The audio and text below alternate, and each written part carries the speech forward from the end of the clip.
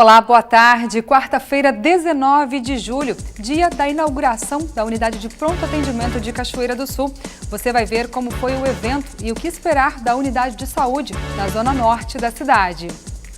Agosto é mês de votação da consulta popular. É preciso escolher o destino que o governo do estado vai dar para R$ 2.700.000 só na região do Coré de Jacuí Centro. Nós não defendemos, nós repudiamos qualquer forma de coação no processo de votação. Então nós gostaríamos assim que o cidadão se sentisse muito livre para votar em qualquer uma das 10 demandas, aquele que realmente julgar importante. Museu no Paço, um cofre antigo e ainda sem origem e com o segredo da fechadura desconhecido se transformou em enigma para os pesquisadores.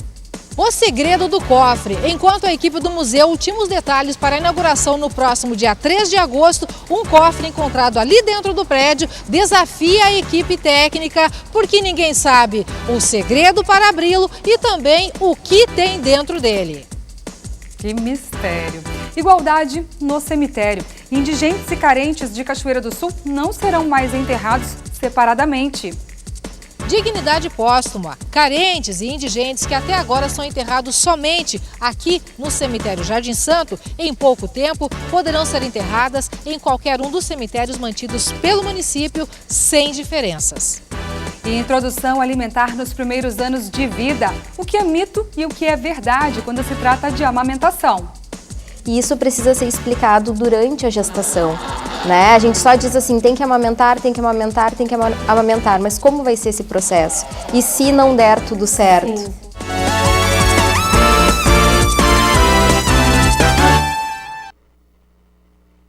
De Brasília, nós estamos ao vivo, 12:03 agora, e nós estamos ao vivo também pelo Face, é só acessar facebook.com/TV Cachoeira. No Jornal ao Vivo de hoje, deixe lá o seu comentário, daqui a pouquinho eu interajo com você.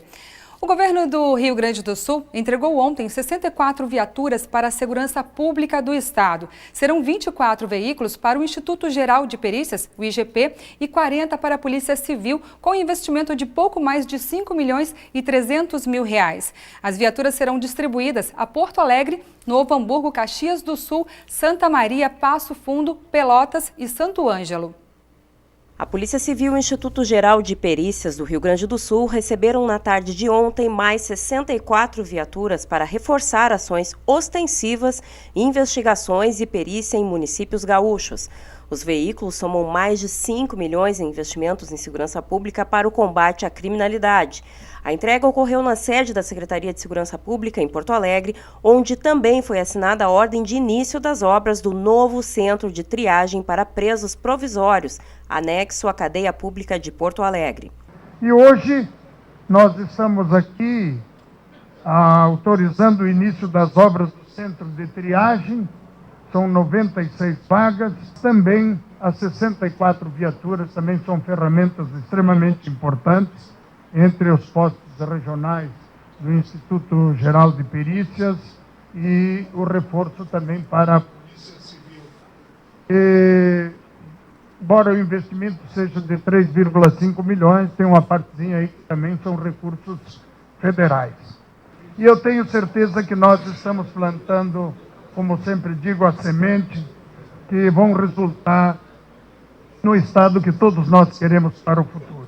Eu aprendi que a persistência é a irmã gêmea da excelência.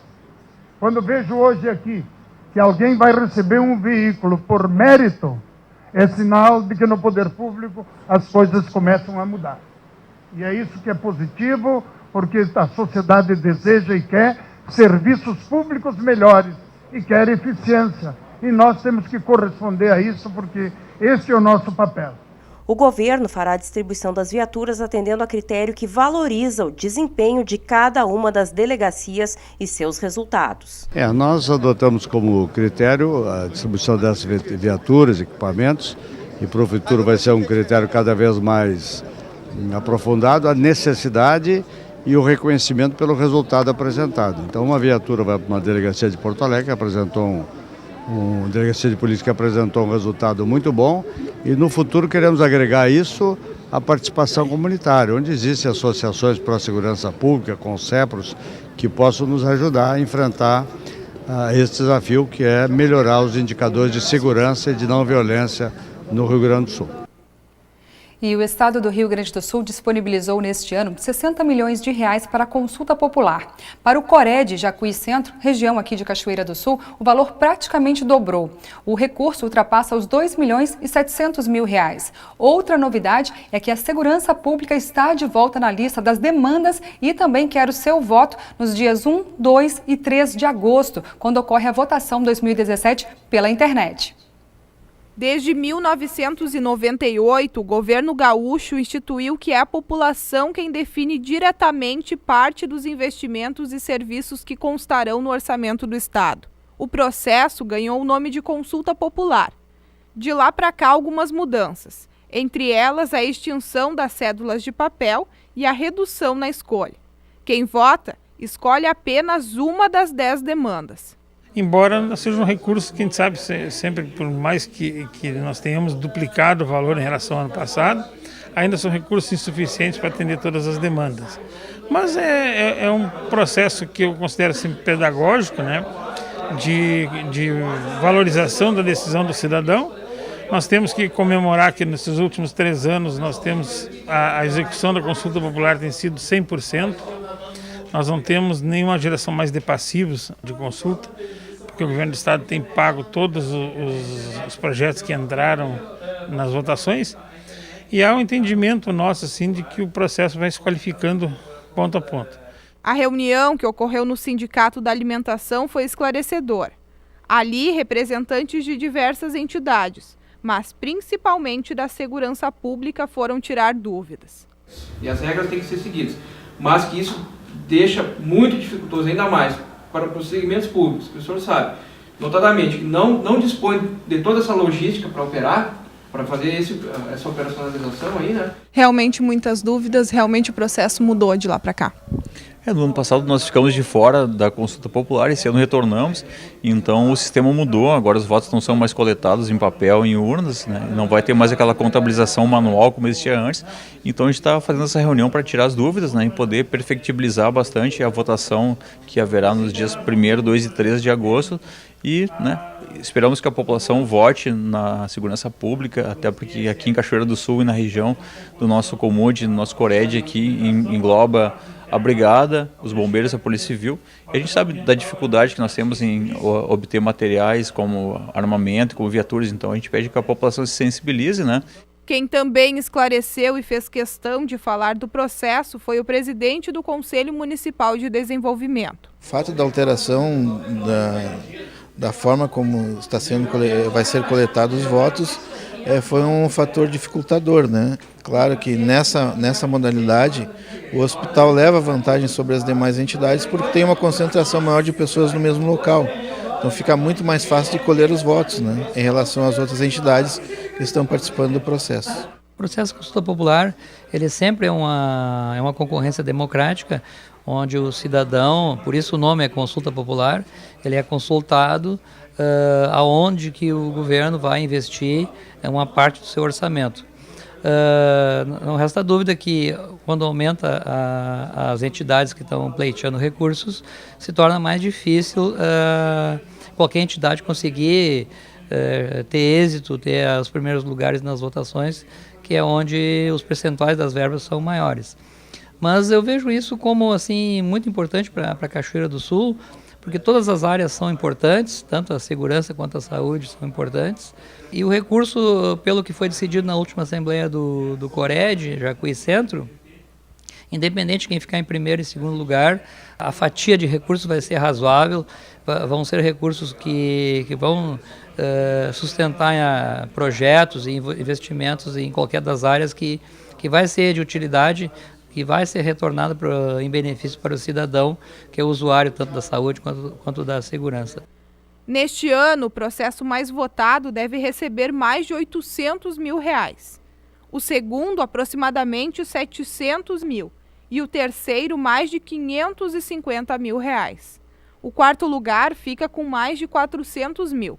E o quinto, mais de 275 mil reais. Nós não defendemos, repudiamos qualquer forma de coação no processo de votação.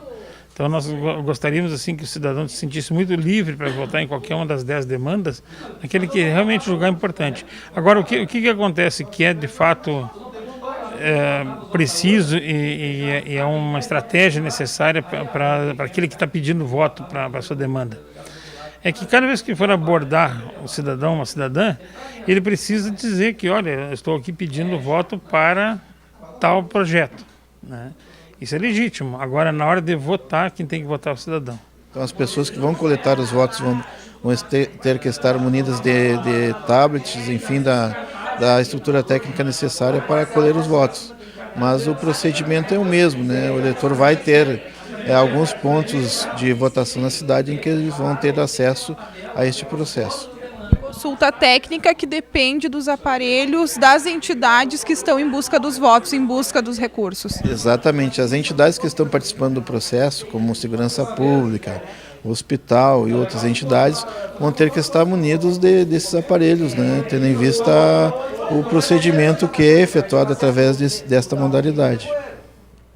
E na nossa página na internet você encontra a lista das 10 demandas para analisar e votar entre o dia 1º e o dia 3 de agosto. Os documentos necessários para a votação são o título de eleitor e um documento de identificação, que pode ser carteira de identidade ou carteira de habilitação. Nós vamos para um rápido intervalo e na volta falamos do Museu no Paço, um cofre antigo e ainda sem origem e com o segredo da fechadura desconhecido se transformou em enigma para os pesquisadores. O segredo do cofre. Enquanto a equipe do museu tinha os detalhes para a inauguração no próximo dia 3 de agosto, um cofre encontrado ali dentro do prédio desafia a equipe técnica, porque ninguém sabe o segredo para abri-lo e também o que tem dentro dele.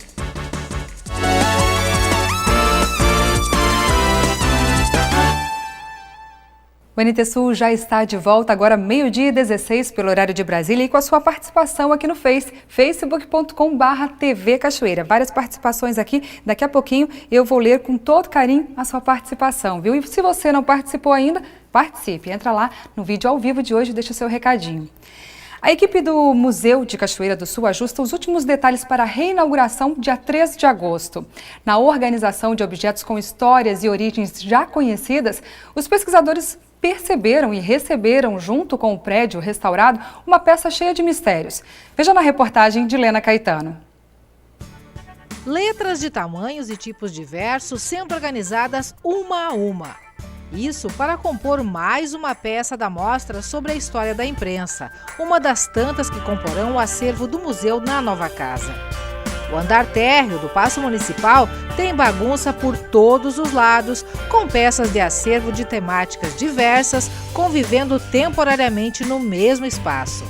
Uma bagunça necessária, que aos poucos assume a forma de exposição e do espaço que será destinado à visitação, estudos e resgate da história de Cachoeira do Sul, personalidades e tudo que se destacou no decorrer do tempo. O museu vai seguir com o perfil de um museu-escola, contando toda a história de Cachoeira, né, a partir dos objetos que ele tem no seu acervo. Claro que irão ocorrer exposições temporárias, né, referente a alguma data especial, algum momento histórico diferente, mas em princípio ele continua com o objetivo dele de museu-escola, orientando, auxiliando os professores no ensino da história do município nas nossas escolas. O novo museu está sendo organizado pela própria equipe da instituição, formada por 8 pessoas, sem auxílio, consultoria ou referências externas. Há também necessidade de muito empenho e criatividade para superar a falta de dinheiro, já que o projeto não possui nenhuma suplementação extra ou patrocínio. Por ele ser um espaço físico maior, de onde estava o nosso museu, na antiga Casa Museu, nós também estamos sentindo a falta de mais alguns móveis, né, para colocarmos algumas peças. E que isso, no momento, nós não vamos ter condições financeiras de adquirirmos todas, mas quando der, à medida que der, à medida do possível, nós vamos adequando e vamos trazendo mais peças que até então estavam nas nossas reservas técnicas. Só o pessoal do museu está envolvido em toda essa estruturação aqui, Josi, ou vocês estão contando com algum auxílio de algum voluntário, ou até mesmo daquelas pessoas que tiveram um movimento pela ocupação do paço pelo museu? Esse pessoal está participando de alguma maneira ou não? No momento nós temos a nossa equipe deu conta de tudo, recebemos vários apoios, né, várias pessoas se colocaram à disposição, mas a nossa equipe está conseguindo assim organizar tudo. O novo museu também se organiza para em breve disponibilizar seu banco de dados, pesquisas e a fototeca na internet. A assessora técnica da casa, Silviane Silveira, destaca que, aliado a todo o trabalho de montagem das exposições, novas pesquisas estão sendo realizadas e, com isso, muito mais informações serão disponibilizadas para o público. Está dando muito trabalho? Está dando bastante trabalho, bastante, sim. Porque aí a gente está lendo o material que nós temos, completando, indo atrás. Na internet também a gente pega alguma fonte de pesquisa de universidades, de pesquisadores, né, que inclusive já trabalharam no museu, e aí a gente está até tentando resgatar essa pesquisa que já tinha e complementar com serviços, né, informatizados até, que a gente pretende no banco de dados, inclusive, fazer ele todo informatizado. O novo museu vai ter acessibilidade, inclusive contando com um elevador. Através desse elevador, a gente vai poder ir para a parte superior, onde eventos e outras atividades vão acontecer por lá. Nós vamos mostrar para você.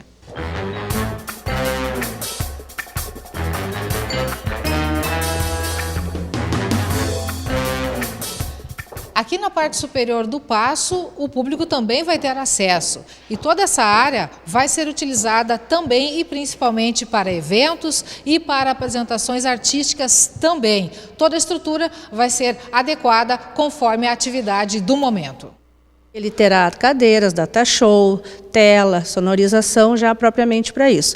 E também ele está sendo ofertado para algumas secretarias quando quiserem fazer alguma reunião, algum encontro mais breve, né? Que nós não temos assim, ó, lá eu tenho um limite de pessoas que eu posso colocar até mesmo pelo espaço, mas ele vai ser bem usado.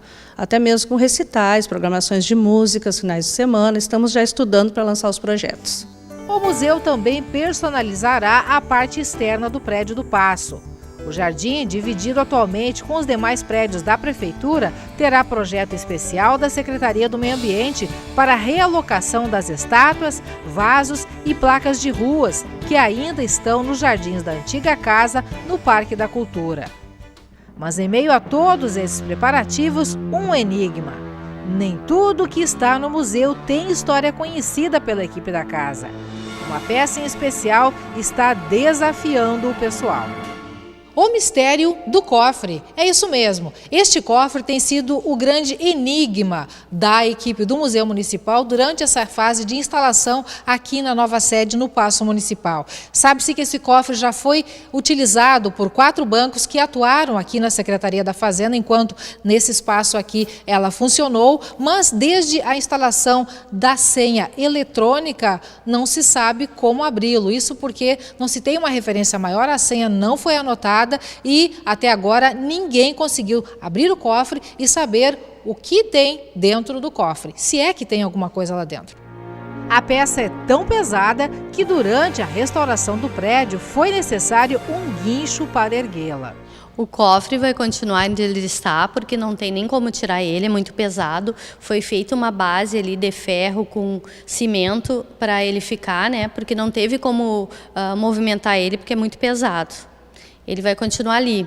Nós estamos atrás da história dele, nós já temos alguma informação, que ele era utilizado por bancos até o ano de 2004. A Prefeitura não utilizou ele depois, até porque a Secretaria de Governo saiu daqui no ano de 2006, 2007. Então, ele ficou ali fechado, que não tivemos como abrir ele até hoje. Procura-se um chaveiro que faça esse serviço. Procuramos um chaveiro que saiba o segredo daquele cofre.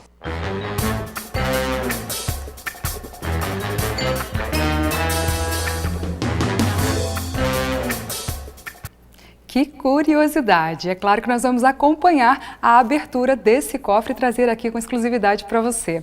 E no dia 4 de agosto, sexta-feira, o museu já estará aberto para visitação pública das 8 ao meio-dia e da 1h30 até as 5h30 da tarde. Nos fins de semana, o funcionamento será somente na parte da tarde, entre 1h30 e 5h30 da tarde. Bom, garantir que mesmo na morte o tratamento seja igualitário. Este é o novo plano da administração de Cachoeira do Sul no que diz respeito a sepultamentos. Até bem pouco tempo, indigentes e carentes eram sepultados em um espaço separado, denominado Jardim Campo Santo, sem nenhuma identificação. De agora em diante, além da identificação, não haverá mais distinção entre indigentes e aqueles que tiverem condições de pagar pelo sepultamento e pelo túmulo. Há poucos dias, a Prefeitura iniciou a construção de mais um bloco de carneiras no novo cemitério que está se formando junto ao Jardim da Paz. A meta é seguir construindo até que a demanda existente por falta de espaço nos cemitérios do município seja suprida.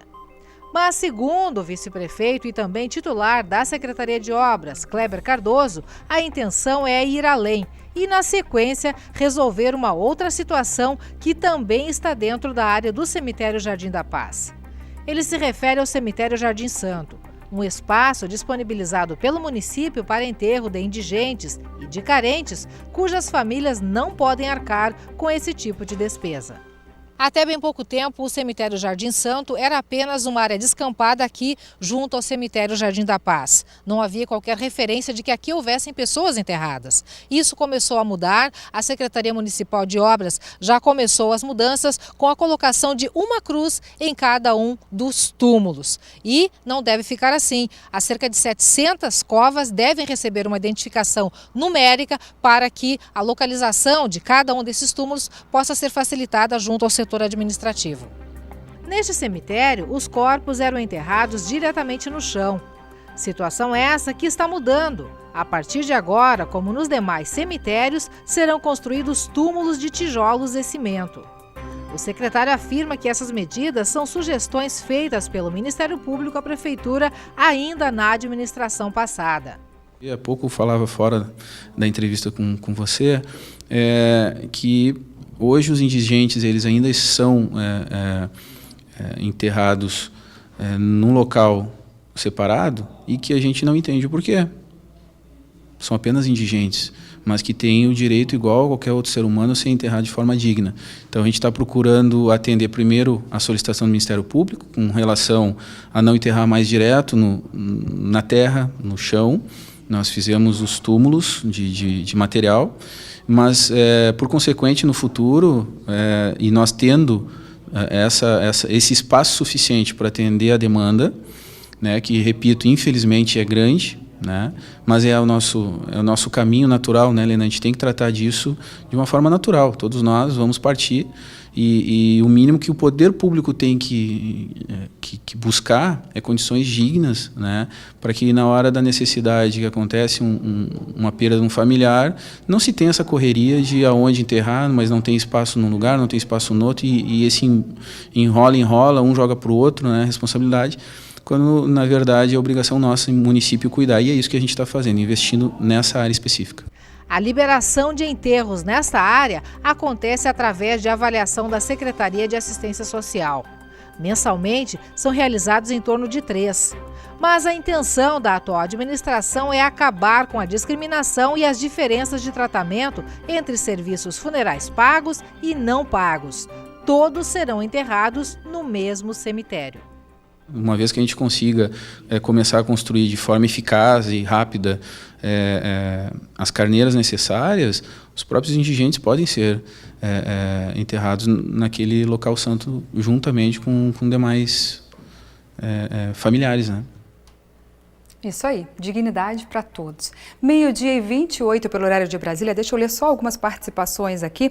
O Nilson Antônio Vaz, ele diz: bom dia, bom jornal, um abraço apertado para espantar o frio. Estamos precisando mesmo, viu, Nilson? Obrigada pelo abraço. A Thaís Vieira diz o seguinte: boa tarde, ótimo jornal. E você, perguntando para mim, né? Se acostumou com o frio do Rio Grande do Sul, já que você é do Rio de Janeiro? Pois é, eu me acostumei, por quê? Porque eu amo o frio. Muitos vão me criticar, eu sei, mas eu gosto de verdade do frio. Na verdade, eu não me acostumava com o calor do Rio de Janeiro e só sofro aqui no verão, viu? Mas obrigada pela tua pergunta, Thaís. Um abraço para você, Thaís Vieira. A Denise Félix e o Ivan Cunde, também lá de Paraíso do Sul, tá mandando um bom dia pra gente aqui, para vocês também. Tudo de bom, obrigada pela companhia. Vamos falar um pouquinho de saúde agora, dos excessos que tanto prejudicam nossas vidas e a nossa saúde. Você é daqueles que não conseguem ficar um dia sequer sem comer doce? E mesmo que não coma com tanta frequência, você sabia que o açúcar está presente indiretamente em vários alimentos que a gente consome no dia a dia? Pois é, o Brasil está em 4º lugar na lista dos maiores consumidores de sacarose do mundo. Os dados são de uma pesquisa feita por uma multinacional do setor em 2014 e reforçados pela Organização Mundial da Saúde. A recomendação da OMS é de que apenas 10% das calorias que consumimos em um dia pode vir do açúcar. O problema é que já estamos consumindo 16,3% do produto. Mas não adianta, ele está presente no nosso dia a dia, seja para adoçar bebidas em forma de sobremesa ou lanches. Só que em excesso faz mal à saúde. O produto sobrecarrega o fígado, o pâncreas e faz com que o excedente vire gordura, causando ganho de peso. No cérebro, promove a descarga de serotonina, que dá a sensação de prazer e causa dependência, podendo virar obesidade, que acarreta outros tantos problemas de saúde, como cardíacos, diabetes e pressão alta. O açúcar também é prejudicial aos dentes, que ficam mais expostos a bactérias que provocam a cárie. Conforme o Instituto Brasileiro de Defesa do Consumidor, é preciso ficar atento também às tabelas nutricionais dos alimentos, onde muitas vezes o açúcar aparece apenas como carboidrato. O IDEC chama a atenção para os produtos que contêm grande quantidade de açúcar, como bolos, refrigerantes, bolachas recheadas e sucos. É preciso cuidar. E a educadora Denise Belladonna começa hoje uma série de reportagens sobre alimentação nas escolas. A adequação necessária em cantinas e refeitórios para que o alimento oferecido às crianças e aos adolescentes seja saudável, o que é fundamental para o desenvolvimento integral de todos os indivíduos.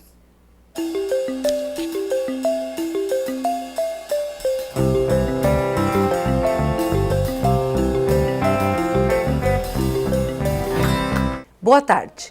Falo hoje de um assunto bastante sério numa realidade brasileira onde 3 em cada 10 bebês com menos de 2 anos tomam refrigerante, onde o consumo de refrigerante e balas por jovens entre 12 e 17 anos supera o de frutas, verduras, suco natural, onde 80% dos adolescentes consomem sódio acima do recomendado e pouco mais da metade bebe menos que 5 copos de água por dia, quando o ideal são 8.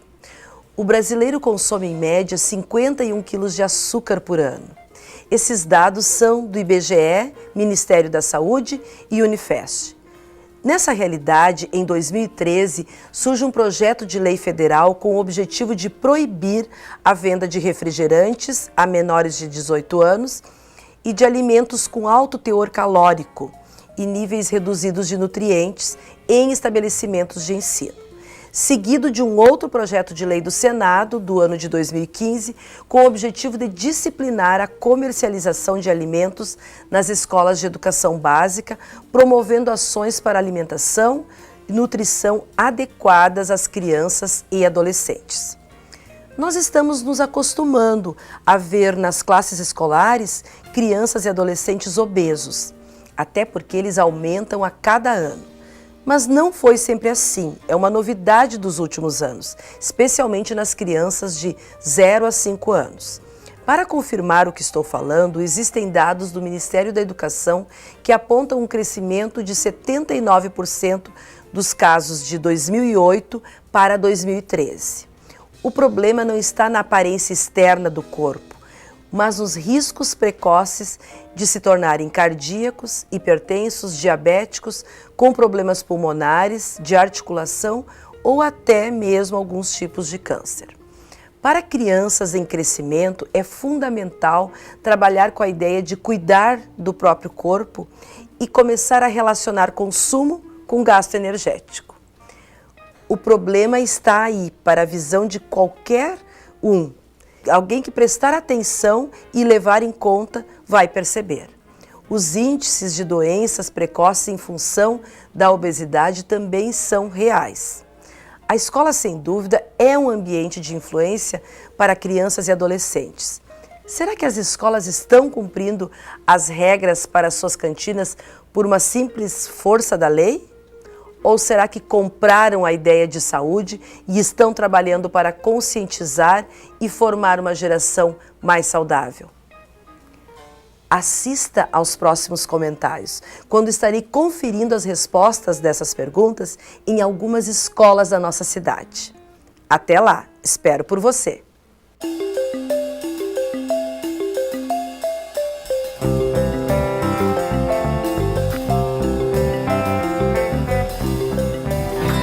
E depois do intervalo, a gente continua falando de alimentação, a importância da introdução alimentar adequada nos primeiros meses de vida, o que é mito e o que é verdade na amamentação, orientações tão necessárias e que todas podem ter acesso. E isso precisa ser explicado durante a gestação, né? A gente só diz assim, tem que amamentar, tem que amamentar, tem que amamentar, mas como vai ser esse processo? E se não der tudo certo? E é inaugurada a UPA da Zona Norte de Cachoeira do Sul. Você vai ver todos os detalhes em instantes. Fique com a gente.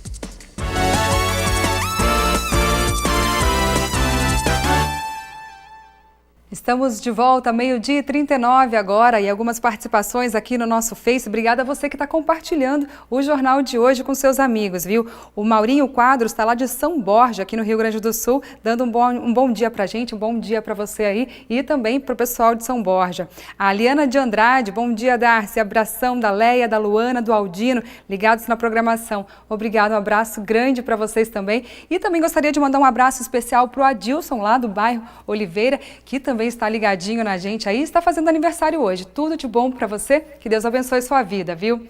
E nós voltamos a falar de alimentação agora. Agora, especificamente, da introdução alimentar na primeira infância. O que oferecer aos bebês para que possam estar nutridos e saudáveis? O aleitamento materno, além de fazer bem para a saúde do bebê e da mulher, é a forma mais econômica e ecológica de alimentar uma criança. A Organização Mundial da Saúde recomenda que os bebês recebam leite materno exclusivo até o 6º mês de vida e associado à alimentação complementar saudável até os 2 anos ou mais. Isso porque o leite materno transmite anticorpos e nutrientes essenciais para os pequenos. Passado esse período, é o momento de incluir outros alimentos. Estudos comprovam que essa escolha pode refletir por gerações. A maternidade é realmente uma bênção, mas também um desafio. Dificilmente alguma mãe não ouviu uma conversa do estilo: tá na hora de dar um suquinho, bebê também sente sede, tá mamando até agora, ele já fez mais de 2 anos e ainda está sendo amamentado, mas sente fome, precisa de algum complemento. Fora aquelas mães que também sabem daquela velha máxima que muitas vezes se ouve por aí: leite de mãe não é suficiente porque o teu leite é fraco, porque ele está precisando mamar mais, essa choradeira toda aí só pode ser fome. Acho que um dos maiores desafios hoje em dia é acompanhar a ciência no que diz respeito às orientações de alimentação, principalmente para bebês. A gente nunca tem muita certeza sobre os períodos adequados e o tempo que de fato se deve ter a livre amamentação, a inclusão de outros alimentos e algumas didáticas que cada ano se fortalecem e se renovam à medida que os estudos dentro da ciência da saúde avançam. Hoje nós reunimos algumas mães aqui e uma especialista em nutrição infantil para tirar algumas dúvidas e saber até que ponto rola essa história de vamos mamar até 2 anos, vamos mamar um pouco menos, qual é o momento de dar o chazinho ou qualquer outro alimento que complemente a amamentação, já que o leite materno é, de fato, o alimento mais completo e mais indicado sempre para a primeira fase da infância. Ao meu lado direito está, então, a Bianca Casarotto, que é a nutricionista que vai nos dar um parâmetro, mais ou menos, né, Bianca, de como as coisas começam a partir do momento em que o bebê chega aos 6 meses, que é a primeira orientação de iniciar a complementação alimentar, né? E deixando claro também, né, Bianca, que fome é instintivo, mas a alimentação precisa ser doutrinada, educada e exercitada, é isso mesmo? Exatamente, a gente precisa entender que Essa questão da maternidade como algo instintivo, intuitivo, nem sempre se aplica para todas as questões, especialmente no que diz respeito à alimentação,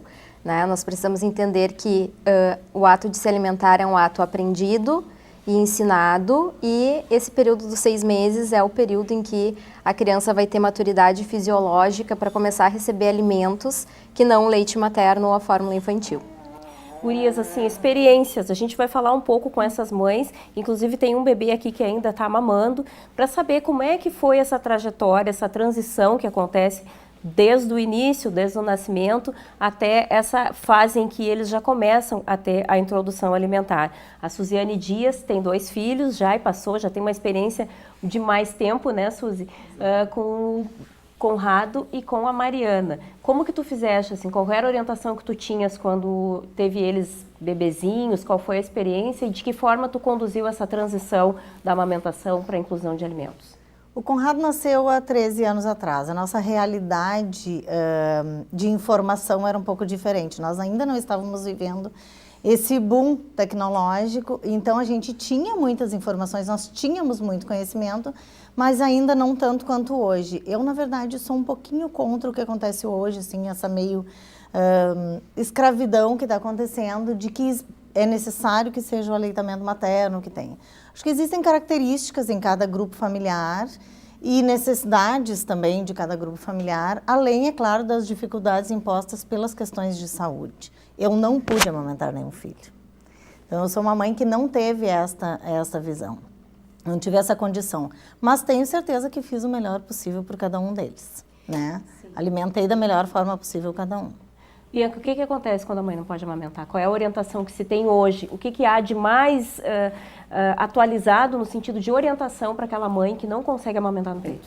Bom, existem muitos fatores que impedem as mulheres de amamentar, né? A gente sabe que o leite materno é o padrão ouro de alimentação nos primeiros 6 meses de vida de forma exclusiva, mas a gente sabe que em alguns casos isso não é real, isso não é possível. Então, é a partir daí que entram as fórmulas infantis, que são alimentos específicos para crianças menores de 6 meses e até 2 anos a gente tem fórmulas infantis específicas. Os nutrientes e a composição das fórmulas infantis, ele chega muito próximo à composição do leite materno, à exceção das imunoglobulinas, que são as proteínas ligadas à questão imunológica, do reforço imunológico que passa da mãe para o bebê, né, pelo leite materno. Essa é basicamente, dentre outros fatores, né, de sabores dos alimentos que a mãe consome, aromas dos alimentos que as mães consomem, que não vai ter na fórmula infantil, mas a fórmula é o alimento mais próximo ao leite materno. Certo, agora a gente tem ali então a Thaís dando mamar para o bebê, ainda pequenininho, né, Thaís? Ele é teu primeiro filho? Primeiro. E como é que está sendo esse processo de amamentação? O Henrique, quando nasceu, até 26 dias eu consegui manter a amamentação exclusiva materno. Aí, por fatores externos, ele acabou tendo internações nesse meio tempo. E aí, por um pouco de problemas de nervosismo e tudo mais, e até um pouco de falta de orientação, eu acabei introduzindo o complemento em fórmula. Hoje eu já consegui eliminar boa parte desse complemento. Tem dias que eu não preciso, mas eu ainda assim conto com isso para poder garantir toda a alimentação dele. É preciso sempre mesmo um complemento, Bianca, como no caso da Thaís? Não, relatado? Como a Thaís falou, né, um pouco de falta de orientação. O que acontece? Assim como a questão do ato de se alimentar, o aleitamento também, né, ele é enfeitado, ele é exaltado pela riqueza do leite materno por si só. Mas também não é algo intuitivo, né? A gente precisa entender e explicar, conscientizar essas mães de que é um processo que muitas vezes, se a pega não for correta do bebê, vai doer, vai ser desconfortável. E essas mulheres, elas precisam de uma rede de apoio, que é o que eu costumo falar, né? Não é só ela e o bebê. Tem o companheiro, tem os avós, existe toda uma rede de apoio ao redor dessa mãe que amamenta, que precisa incentivar e acreditar que o aleitamento materno ele é possível de forma exclusiva, mas que se a mãe estiver desconfortável é um momento de reavaliar. Né? Então, a pega pode estar correta, ela pode estar com o seio machucado, pode estar com uma fissura ou com um princípio de mastite, que são problemas decorrentes de uma pega incorreta, né? Então, tudo isso tem que ser avaliado e existem profissionais, as consultoras em amamentação, as nutricionistas materno-infantis, enfermeiras, né, preparadas para passar essas orientações, e isso precisa ser explicado durante a gestação. Né? A gente só diz assim, tem que amamentar, tem que amamentar, tem que amamentar, mas como vai ser esse processo? E se não der tudo certo? Sim. E é importante deixar claro que essas referências que a Bianca faz sobre os profissionais, eles são disponíveis também na rede pública. Algumas pessoas acreditam que esse suporte técnico de médicos, enfermeiros e profissionais em saúde demandam sempre investimento. A rede pública dispõe desse tipo de suporte, né, Bianca? Inclusive, durante o pré-natal, algumas unidades de saúde têm os grupos de gestantes. Aqui em Cachoeira do Sul, nós temos o grupo de gestantes que funciona junto ao Hospital de Caridade e Beneficência. Periodicamente existem cursos de treinamento e preparação para essas mães que vão iniciar essa jornada. Aqui a Daiane já com um ursinho no colo. Como é que foi a tua experiência nesse início de transição, amamentando e cuidando do teu bebê? O Miguel, ele nasceu de 34 semanas, então ele não teve aleitamento exclusivamente só do peito, né? O meu primeiro bebê, que tem 5 anos agora, ele foi só exclusivo peito. Então, já o segundo bebê foi um pouquinho diferente a introdução, né? Ele teve que ter complemento já desde o hospital, que a gente teve internado lá um tempinho. E aí, após a saída, eu acabei deixando o complemento porque eu me senti um pouco mais livre. Não dessa demanda de não ser só o peito, né? Para mim poder sair, para mim poder ter o meu tempo livre também e conseguir deixar ele com outras pessoas, eu decidi continuar com a fórmula, não só ser exclusivamente do peito. E tem sido até hoje. Hoje, sim, ele tem mais fixação só no peito, né? Ele não tem só o complemento durante o dia, mas ele ainda complementa, sim. Algumas mães se sentem aprisionadas pelo horário, aquela questão de mamar de 3 em 3 horas. Foi uma experiência que eu vivi com os meus filhos, eles mamavam como reloginho, de 3 em 3 horas, então tem que ter aquela disponibilidade permanente, né? Optar por um complemento, até para ter um pouco mais de autonomia, é uma opção saudável? Na verdade, eu costumo dizer que cada gestação é uma gestação, cada parto é um parto e cada bebê se comporta de uma maneira diferente, né? Então, a gente tem bebês que mamam de 3 em 3 horas, tem bebês que vão querer aplicar livre demanda, que a gente fala de fato, assim, eles vão mamar de 30 em 30 minutos, de 1 em 1 hora, né? Então, isso tudo precisa ser avaliado. No caso da opção pelo complemento, é preciso fazer um cálculo de quantas mamadeiras, a dosagem da fórmula infantil que vai ser diluída. Precisa de um preparo e um cálculo nutricional para que a gente não diminua a quantidade que ele precisa, não ofereça menos do que ele necessita e também para que essa criança não seja super alimentada, né? A gente vem de uma cultura que comer bem é comer muito, né? Então a gente precisa desmistificar isso e isso se aplica às fórmulas infantis também. A diluição ela precisa ser correta, não precisa ser bem engrossado, né? Aquela cultura dos nossos avós do mamar engrossado, para deixar bem forte, para ficar bem alimentado e dormir por mais horas, né? Então isso tudo acaba impactando na questão da sensibilidade dessa criança a ter essa noção de saciedade ou não. A questão da fórmula infantil como opção é o que eu sempre digo, quem tem que tomar essa decisão são os pais, né? Os pais acham que dentro da rotina deles, dentro do contexto deles, o aleitamento exclusivo não se aplica, vai ser difícil. Bom, é uma opção do casal, né? Eu, como profissional da saúde e que trabalho nessa área, eu preciso sempre incentivar o aleitamento materno exclusivo e tentar diminuir o máximo possível esses complementos. Existem muitos mitos relacionados à alimentação da mãe e o leite materno, né? A gente sabe que quanto mais variada a alimentação da mãe, mais nutritivo vai ser esse leite materno, com certeza. E cada dia esse bebê vai receber um sabor, um leite com um sabor diferente. Aí vocês imaginem vocês tomando todos os dias o mesmo sabor, a mesma comida, né? A gente acaba tendo essa monotonia alimentar em relação aos sabores. Então, em relação ao leite materno, acontece da mesma forma. O que a gente precisa avaliar é que não existe alimento contraindicado em caso de aleitamento materno. O que acontece é que determinadas substâncias, quando consumidas em excesso, elas podem passar em excesso também para o leite materno e aí essa criança vai ter alguma reação. Então, por exemplo, mães que são viciadas em chimarrão e café. Então, normalmente a cafeína, que é uma substância que passa com facilidade para o leite materno, ela se concentra mais e a criança tende a ficar muito agitada, ter dificuldade de dormir, né? Uma questão também que é um mito que a gente precisa desmistificar o quanto antes é em relação à cerveja preta. Ah, sim, que antigamente diziam que quanto mais cerveja preta tomasse, ajudava na produção de leite, exatamente.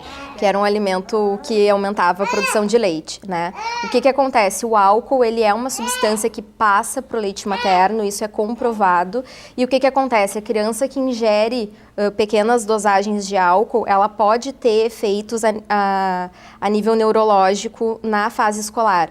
Então, ela pode ter algum problema de déficit de atenção ou algum déficit de aprendizagem em função de ter recebido precocemente o álcool através do leite materno. Então, não existe alimentos contraindicados. O que a gente precisa avaliar é, observa o bebê, se ele teve alguma reação a algo que vocês comeram em excesso, aí sim, suspende ou diminui a quantidade, mas tirando bebidas alcoólicas, o resto... E amanhã você confere as experiências das mães que tiveram que lidar de formas bem diferentes com a tarefa de amamentar e viver a rotina de novos alimentos na vida dos pequenos. Claro, a gente precisa entender que para todos os atendimentos em saúde o olhar tem que ser individualizado. Eu não posso seguir um padrão sempre em relação a condutas de como deve acontecer, porque cada criança tem as suas particularidades. E junto a isso, cada família tem as suas individualidades. É verdade, é amanhã, a partir do meio-dia, aqui no NT Sul, a segunda parte dessa entrevista. E a Renata Lisandra Pfeiffer da Silva, ela está dizendo aqui, ótimo assunto, eu amamentei exclusivamente os 6 meses e só depois que comecei a outra alimentação do meu bebê, que está agora com 2 anos. Eu também tive esse privilégio, viu? Obrigada pela sua participação aí, Renata Lisandra. A Denise Félix também está dando um bom dia pra gente, o Maurinho Quadros, o Robson Rodrigues, Ivan, eu já falei, a Rutineia Garcia Marim, tá dizendo bom dia, que frio, pois é, todo mundo falando do frio, né?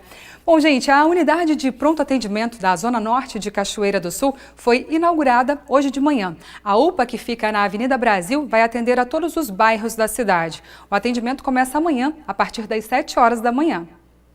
A solenidade de abertura da unidade de pronto atendimento Dr. Luiz Gonzaga Machado reuniu diversas autoridades nesta manhã fria de quarta-feira. Mas não foram só eles. Os profissionais técnicos que começam a atender a população a partir de amanhã também estão aqui na plateia, prestigiando este momento único para a Cachoeira do Sul. Amanhã a gente realmente abre o atendimento à população a partir de 7 horas da manhã. A gente vai estar em pleno funcionamento com todos os serviços, o qual nós divulgamos anteriormente para a imprensa. 7 horas da manhã estaremos com os 2 médicos aí, toda a equipe de enfermagem com a UPA a postos aí, para a população se dirigir conforme a gente divulgou aí nos meios de comunicações. Trabalhando, atendendo 24 horas por dia. Isso, 24 horas, 7 dias da semana, com os 2 médicos aí, interruptos aí, a gente vai dar continuidade a essa abertura desse novo serviço aí, com esse novo padrão de qualidade aí que a gente botou aqui na cidade. Como não é de hoje que as prefeituras de Cerro Branco e Cabrais, eles trazem pacientes para Cachoeira do Sul para ser atendidos no nosso plantão lá abaixo do INSS e também no HCB. E como a UPA ela é municipal, nós resolvemos propor um convênio a esses 2 municípios de uma forma que não fique onerado o município de Cachoeira do Sul. Então, dentro do excedente de R$70, que seria o excedente de pacientes do UPA, eles pagariam para poder ter esse serviço. Eu fui em 3 visitas, tanto a Cerro Branco quanto a Cabrais, no qual ficou definido esse convênio. Convênio esse que o valor ficou acertado e é de comum acordo. Sim, de comum acordo, R$70 por paciente, qualquer paciente que vier de Cerro Branco ou de Novos Cabrais, esse é o valor para não onerar a Cachoeira do Sul.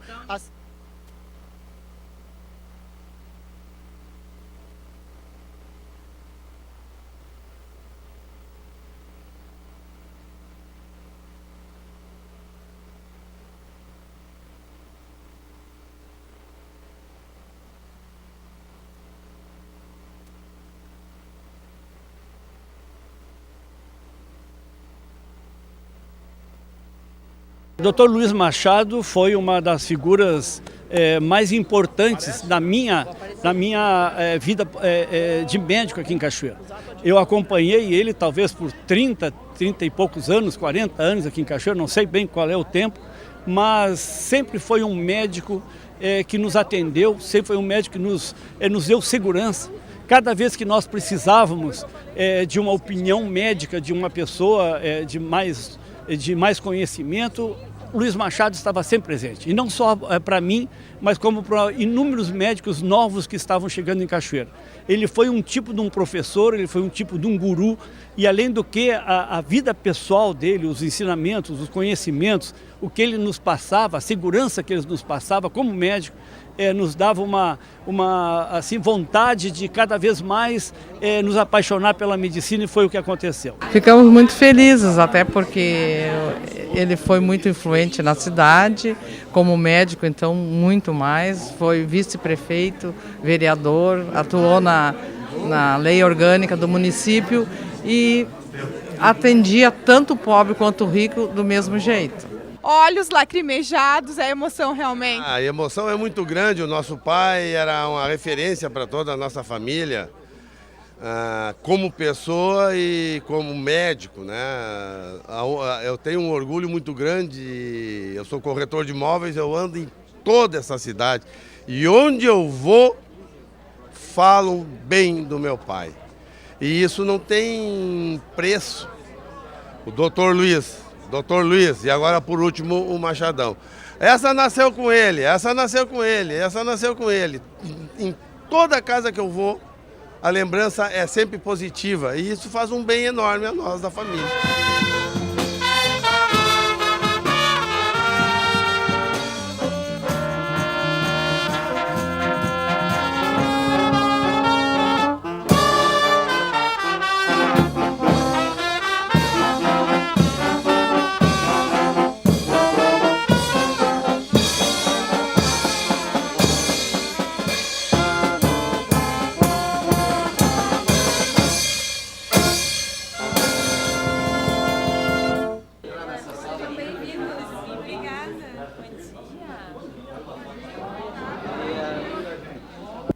Parabéns, Cachoeira, por essa conquista, que também beneficia Novo Cabrais e Cerro Branco. O atendimento na UPA da Zona Norte da cidade é a partir de amanhã, às 7 horas da manhã. Nós ficamos por aqui, uma ótima tarde para você.